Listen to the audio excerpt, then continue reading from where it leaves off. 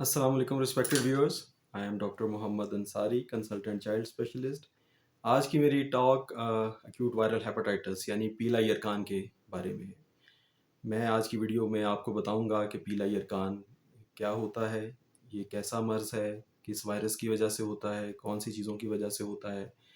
फिर उसके साथ ये बताएंगे कि इसकी अलामात क्या होती हैं और एंड पे हम ये बताएंगे कि इस मर्ज़ से बचाव कैसे मुमकिन है और साथ साथ इसका इलाज कैसे किया जा सकता है कि आपके बच्चे को कम से कम नुकसान हो।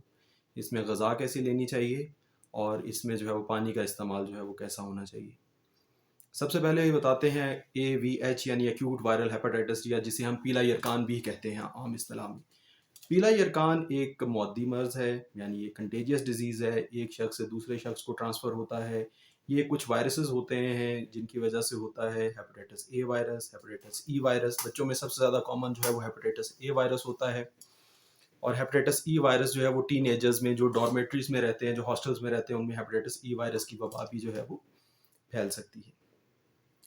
फिर hepatitis B virus, hepatitis C virus या हेपेटाइटिस डी वायरस, ये भी एक्यूट वायरल हेपेटाइटिस कॉज कर सकते हैं, लेकिन इनकी अलामत जो है वो शदीद भी हो सकती हैं और शुरू में जो है वो कुछ कम भी हो सकती हैं। लेकिन लेटर ऑन ये क्योंकि क्रॉनिक डिजीज़ करते हैं, तो इस वजह से इनको क्रॉनिक वायरल हेपेटाइटिस जो है वो एक्यूट वायरल हेपेटाइटिस के कंपैरिजन में क्रॉनिक वायरल हेपेटाइटिस जो है बाद में लेबल किया जाता है, जब डिजीज़ जो है वो 6 महीने से ज़्यादा प्रोग्रेस कर जाए। तो ये कैसे हमारी हमारे जिस्म में कैसे पहुंचता है ये वायरस? ये खाने के रास्ते या पीने के रास्ते हमारे जिस्म में पहुंचता है। और रूट क्या है? फीको ओरल रूट, यानी जो बीमार शख्स है उसके ये बड़े पेशाब में इखराज होता है इस वायरस का। वहाँ से ये सीवेज में जाता है, सीवेज में या गंदे पानी में जो है के रास्ते किसी तरह से वो हमारे फूड तक पहुँचता है। वो किसी गंदे हाथ के रास्ते पहुँचे, वो डस्ट के रास्ते पहुँचे, या वो लाइनों में पानी की मिक्सिंग की वजह से हो। लाइनों में जो है वो गंदा पानी, साफ पानी जब मिक्स होता है, वो पानी हमारे घरों पे आता है।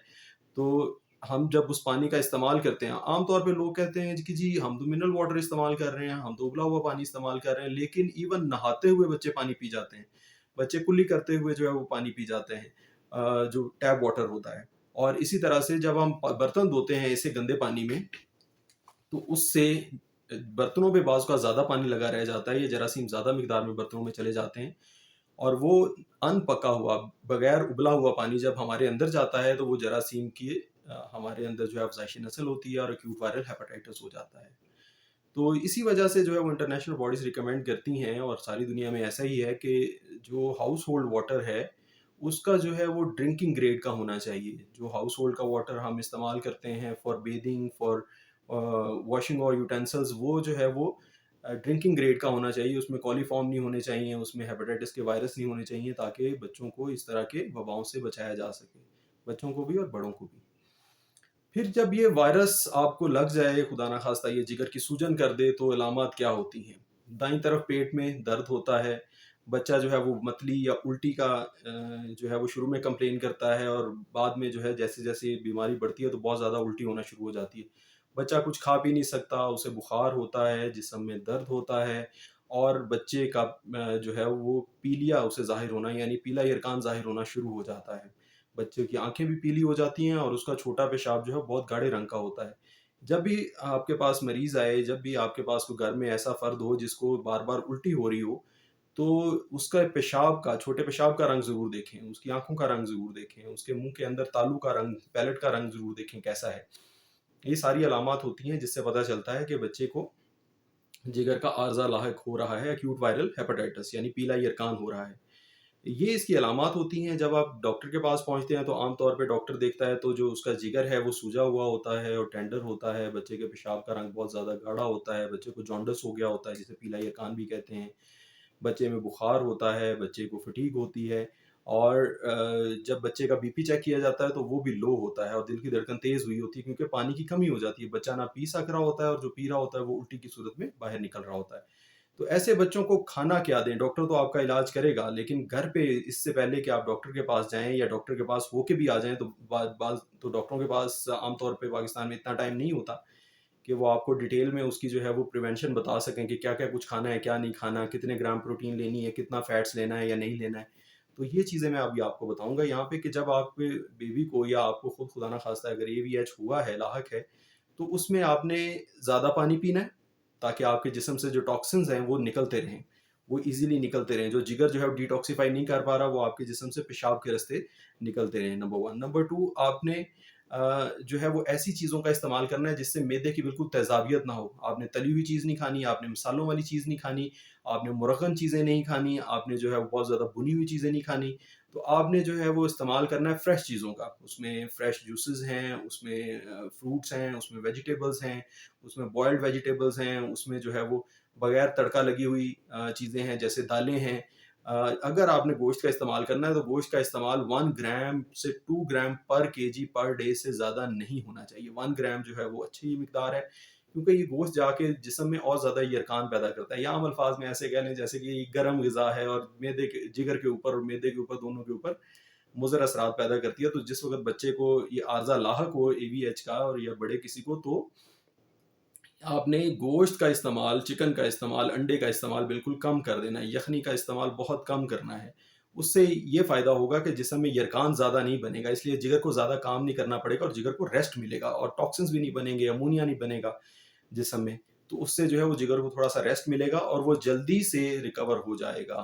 प्रोटीन्स का इस्तेमाल ज़्यादा नहीं करना। बाज़ बच्चे होते हैं, वो फ्राइड चिकन खाने के शौकीन होते हैं, वो कुछ और नहीं खा रहे होते, लेकिन फ्राइड चिकन पे पेरेंट्स कहते हैं चलो फ्राइड चिकन ही खिला देते हैं इन्हें। और हमने ऐसे अपने करियर में बच्चे देखे हैं जो कि फ्राइड चिकन खाने के बाद जो है वो ज़्यादा सीरियस हो जाते हैं, ज़्यादा बीमार हो जाते हैं। तो फ्राइड चिकन, बिरयानी की तरफ ज़रा ध्यान कम देना है, खिचड़ी, केला, इस तरह की चीज़ें ज़्यादा खानी है, दही का इस्तेमाल करना है। फिर जो भी चिकनाई वाली चीज़ें हैं वो आप इस्तेमाल नहीं कर सकते, क्योंकि जैसे ही आप चिकनाई वाली चीज़ें इस्तेमाल करेंगे तो जिगर और पित्ता सिकुड़ेगा, ताकि जो है पित्ते की रतूबतें अंदर मैदे में आएँ, इसमें आंतों में आएँ और वो आके इस फैट को हज़म करें। लेकिन वो फैट को हज़म नहीं जब जैसे ही सिकुड़ेगा तो बहुत ज़्यादा दर्द होगा, बहुत ज़्यादा दर्द होगा, तो मरीज़ जो है वो और ज़्यादा चीखेगा, उसको बुखार भी ज़्यादा आएगा और उससे और भी कॉम्प्लिकेशन होने के चांसेस होते हैं। और इस तरह की हालत में जिगर को ज़्यादा काम करना पड़ेगा और ज़्यादा काम करने के बावजूद वो फैट्स जो हैं जो आपने खाए थे वो हज़म नहीं कर पाएगा। तो उसके साथ नुकसान ये होगा कि बच्चे को दर्द भी होगी, वो फैट्स भी नहीं हज़म कर पाएगा और जो है वो उसकी तकलीफ भी बढ़ेगी और चांसेस ऑफ फर्दर इन्फेक्शन और फर्दर फीवर जो है वो भी ज़्यादा हो जाएँगे। फिर इसकी प्रिवेंशन कैसे है? प्रिवेंशन जो है, एक तो मैंने आपको बता दिया कि साफ़-सुथरा पानी हो, साफ़-सुथरे पानी से धुले हुए बर्तन इस्तेमाल करें, हमेशा उबला हुआ पानी इस्तेमाल करें, फ़िल्टर्ड पानी इस्तेमाल करें और बच्चा जब नहाए तो बच्चे को अच्छी तरह से ट्रेन करें कि वो कुल्ली करते हुए मुँह में पानी जो है वो पिए नहीं, वो नहाते हुए पानी पिए नहीं। और जब आप अपने यूटेंसिल स्पेशली ग्लास है धोएँ, तो उनको उल्टा रख के अच्छी तरह से खुश्क करें, ताकि उनके अंदर से पानी जो है ये निकल जाए जिसके अंदर जरासीम है। साथ-साथ इसमें जो है वो वैक्सीन भी अवेलेबल है इसकी प्रिवेंशन के लिए, जो कि हेपेटाइटिस ए वायरस के अगेंस्ट तो अवेलेबल है, लेकिन हेपेटाइटिस ई वायरस के अगेंस्ट कोई वैक्सीन अवेलेबल नहीं है। हेपेटाइटिस बी वायरस के अगेंस्ट वैक्सीन अवेलेबल है, ईज़िली अवेलेबल है, और लेकिन हेपेटाइटिस सी वायरस और हेपेटाइटिस डी वायरस के अगेंस्ट कोई वैक्सीन अवेलेबल नहीं है। उसकी फिर फर्दर ट्रीटमेंट ही होती है। तो ये थी व्यूअर्स आज की मेरी वीडियो हेपेटाइटिस के बारे में, एक्यूट वायरल हेपेटाइटिस के बारे में और उसकी एहतियात और इलाज के बारे में। इसमें बहुत सारी जो बातें मैंने आपको बताई हैं, ये इलाज का हिस्सा है प्रॉपर। मेडिसिन्स डेफ़िनिटली मैं एक वीडियो में आपको रिकमेंड नहीं कर सकता। उसके लिए आपको अपने मुआलिज से ही राब्ता करना होगा। लेकिन जो ये मैंने चीज़ें बताई हैं, इन सब का जो है वो मेडिसिनल रोल है। ये है तो सारी थेरेपीज़ जो है वो हाउस होल्ड थेरेपीज़ हैं, लेकिन इनका मेडिसिनल रोल है और इससे आपका बच्चा इंशाल्लाह बहुत बेहतर महसूस करना शुरू करेगा। हाँ, एक चीज़ जो बताना मैं बीच में रह गया, पानी का जब इस्तेमाल ज़्यादा करना है तो उसमें जूसेस भी हैं और ओआरएस भी आप इस्तेमाल कर सकते हैं। ओआरएस की भी मैंने आप बताया था कि ओआरएस घर पे कैसे तैयार करें, वो वीडियो भी आप जो है वो देख सकते हैं। ग्लूकोज़ का इस्तेमाल ज़्यादा करना इसमें जो है फ़ायदेमंद होता है। तो उस ओआरएस में ग्लूकोज़ भी मौजूद होता है। तो ये थी व्यूअर्स आज की वीडियो। अगर आपको अच्छी लगे तो काइंडली इसको लाइक कीजिएगा, मेरे पेज को सब्सक्राइब कीजिएगा और अपने दोस्तों को रिकमेंड कीजिएगा, और अगर कोई क्वेरी हो तो कमेंट सेक्शन में ज़रूर पूछिएगा, इंशाल्लाह मैं आंसर करूँगा। Thank you very much. अस्सलाम वालेकुम।